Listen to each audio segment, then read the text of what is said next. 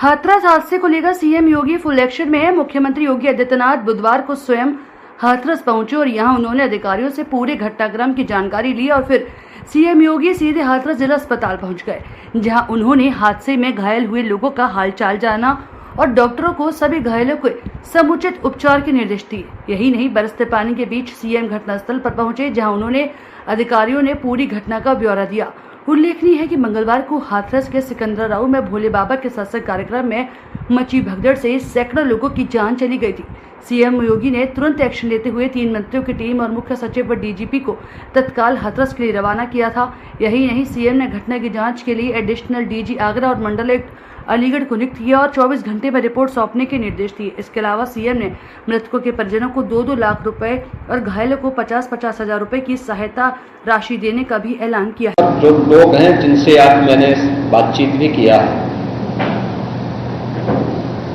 वे सभी इस बात को बोलते हैं कि हादसा कार्यक्रम के उपरांत जब इस कार्यक्रम में जो सज्जन वहां पर अपना उपदेश देने के लिए आए थे, उनका कार्यक्रम या उनकी कथा संपन्न हुई तो कथावाचक के मंच से उतरने के बाद जीटी रोड में जैसे ही उनका काफिला आया था तो उन्हें छूने के लिए जब महिलाओं का एक दल उधर बढ़ा तो उनके पीछे पीछे भीड़ गई और इसी के बाद वे एक दूसरे के ऊपर चढ़ते गए। सेवादार भी लोगों को धक्का देते रहे, जिसके कारण दोनों ओर, जीटी रोड के दोनों ओर और जीटी रोड के अंदर भी ये सब हादसा वहां पर होता हुआ दिखाई दिया। इसका सबसे दुखद पहलू यह था कि इस प्रकार के आयोजन में जो सेवादार प्रशासन को अंदर घुसने नहीं देते, दुर्घटना होने के तत्काल बाद या दुर्घटना के दौरान प्रारंभिक रूप में इन्होंने पहले वहां पर इस मामले को दबाने का प्रयास किया, लेकिन जब उन्हें प्रशासन ने हॉस्पिटल ले जाने की कार्रवाई प्रारंभ की तो इनमें ज्यादातर सेवादार वहां से भाग गए। इस पूरी घटनाक्रम के लिए हम लोगों ने एडीजी आगरा की अध्यक्षता में एक एसआईटी गठित की है, जिसने अपनी प्रारंभिक रिपोर्ट दी है और इस घटना की तह में जाने के लिए उनसे कहा गया है। बहुत सारे ऐसे पहलू हैं जिन पर जांच होनी बहुत आवश्यक है। अब तक प्रथम दृष्टया जो थी हमारी कार्रवाई ये थी कि राहत और बचाव के कार्य को आगे बढ़ाने के बाद आयोजकों को पूछताछ के लिए बुलाना, घटना के बारे में, हादसे के कारणों के बारे में उनसे भी पूछताछ करना और फिर घटना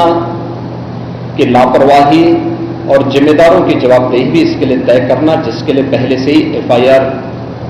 यहां पे दर्ज हो चुकी है। इसके लिए कार्रवाई आगे बढ़ रही है। हम लोग इस बात को किसी भी प्रकार से डिनाई नहीं कर सकते कि इस प्रकार की घटना केवल एक हादसा नहीं होता। अगर हादसा भी है तो उसके पीछे कौन जिम्मेदार है, और अगर वह घटना घटित हुई है तो इसके पीछे हादसा नहीं तो साजिश किसकी है, कौन इसके पीछे है, इन सभी पहलुओं को लेकर के राज्य सरकार ने तय किया है कि हम इसका एक जुडिशियल इंक्वायरी भी करवाएंगे। और जुडिशियल इंक्वायरी हाईकोर्ट के एक रिटायर्ड जज की अध्यक्षता में होगी, जिसमें प्रशासन और पुलिस के भी रिटायर्ड सीनियर अधिकारियों को रख करके इस पूरी घटना की तह में जाकर के जो भी इसके लिए दोषी होगा उन्हें इसकी सजा देना और इस प्रकार की घटना की पुनरावृत्ति न हो, इनके बारे में एक सुझाव और एक एसओपी उनके माध्यम से बनाई जा सके, जिसे आगे इस प्रकार के किसी भी बड़े आयोजन में लागू किया जा सके। यह हम लोग सुनिश्चित करेंगे और मैंने यहां पर भी हाथरस में भी और सिकंदराबाद के घटनास्थल का मैंने दौरा किया, यद्यपि वहां काफी बारिश थी और वहां जाकर के मैंने एक बार उसको देखने का प्रयास किया है। यद्यपि प्रशासन ने पहले से इसके मैप भी बना के तैयार किए थे, वो भेजे भी थे, लेकिन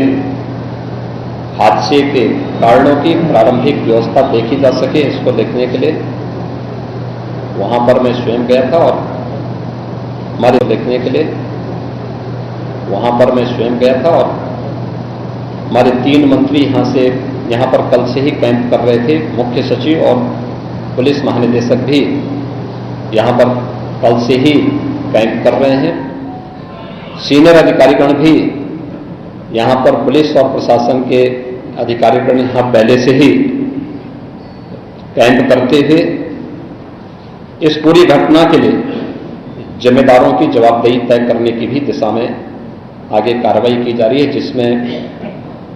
कुछ विशेष दल बनाए गए हैं जिनमें अलग अलग जनपदों में उनकी कार्रवाई अब प्रारंभ होगी और